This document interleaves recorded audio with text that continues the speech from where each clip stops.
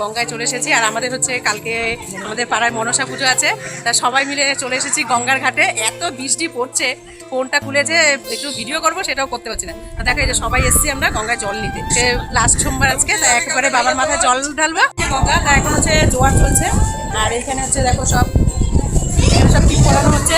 তা ভিড় আছে, মোটামুটি অনেকটাই ভিড় আছে গঙ্গায়। তাই এখন দুজন দুজন করে যাবো, কারণ জোয়ার এসছে আর বৃষ্টিও পড়ছে। ফোন নিয়ে এসছি, একজন ফোন করবো আর সবাই মিলে স্নান করতে যাক। আমিও যাচ্ছি কিছুক্ষণ পরে। সকাল থেকে এত পরিমাণে বৃষ্টি হচ্ছে, ভাবতেই পারিনি যে গঙ্গায় আসতে পারবো। তা আসারও খুবই প্রয়োজন ছিল, যেহেতু মনসা পুজো ছিল বলে আমাদের গঙ্গার জলটা নিতে হবে, সেই হিসাবে আমরা চলে আসলাম গঙ্গায়। তা এখানে আমার গঙ্গায় স্নানও করা হয়ে গেছে। আর এখানে দেখো মন্দিরে এখন মোটামুটি 3টের কাছাকাছি বাজে, তাই মন্দিরে অনেকটাই ভিড় কম আছে। তাই মন্দিরে এসে এখন বাবার মাথায় আমরা জল ঢালবো। এই সবে আমরা মন্দিরের ভিতরে ঢুকলাম, এখন একটু কিছুটা ভিড় আছে বলে আমরা দাঁড়িয়ে আছি। এখন হচ্ছে যে বাবার মাথায় জল ঢেলে নিলাম।